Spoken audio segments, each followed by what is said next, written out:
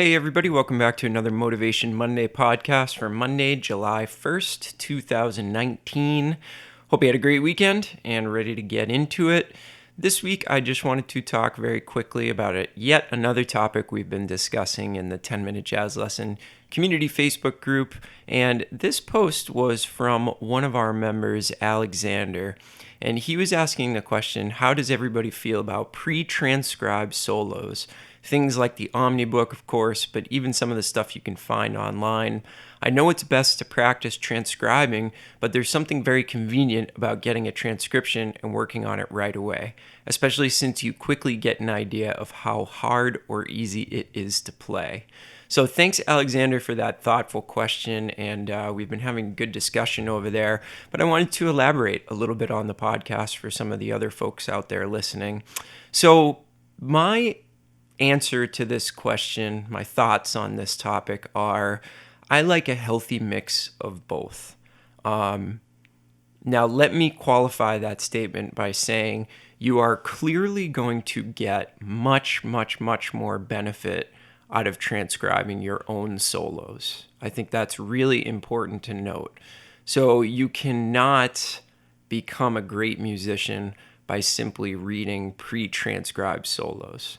But I do think there's some merit to the pre-transcribed solos. So let's talk about a couple of the differences. Obviously, we've talked about transcription a lot on this show. So you guys know the benefits that come from sitting down and figuring out stuff by ear and really learning how to match the pitch, match the feel, all of the kind of intangibles of playing jazz that are so important to sounding great every time you play your instrument. But pre-transcribed solos can be really, really beneficial for you. So let's talk about a couple of things that I like to do with my transcription books. And I will also say that I have, one section of my bookshelf entirely dedicated to books of pre-transcribed solos. And anytime somebody that I follow online posts a new transcription, I usually go and grab it so that I have it in my library. So the first thing that I really like about grabbing somebody else's transcription is that it's kind of ready-made inspiration, if that makes sense. So if I'm kind of stuck and I don't know what to practice and maybe I'm looking for a new sound in my playing, it's very easy to just go through my library of transcriptions, maybe pick out a transcription book that I really enjoy, and just kind of open up to a random page, play a few measures, look for something that sounds cool, and then maybe I can come up with something to shed just by doing that. And that's a great way to get my own creativity off on the right foot without, doing the really hard work of transcription myself. And I know that sounds a little bit counterintuitive because I'm always talking about doing the hard work yourself on this podcast, but there's something to be said for if I want to go in a certain direction with my practicing and that direction is not transcription, then at least a transcription that somebody else has done will provide me with that inspiration to do a different activity, if that makes sense. I'm hoping it does. I'm trying to articulate my thoughts clearly, but you guys know sometimes it gets muddled up when I try to get it out of my brain. But yeah, it can provide me with a quick shot of inspiration. It can provide me with a really in-depth topic to work on after just looking at a couple of measures of a transcription. So that's something that I really enjoy. Now, the second thing that I really enjoy about pre-transcribed solos is I'll almost treat them like etudes. So now I'm not necessarily thinking about the benefits that come from the process of transcription, but I'm talking about the benefits that come from having to read a transcription, right? So maybe I'll pick something that's a little bit out of my depth and make it a challenge to myself to actually figure out how to play these notes and rhythmic figures that are on the page at the tempo that these artists were actually performing them at. And I feel like that's a really big benefit as well. Treating them like etudes. Classical players play etudes all the time. I've played countless etudes in my life. So these are almost like jazz etudes, but they're not written as such. They're straight from the source.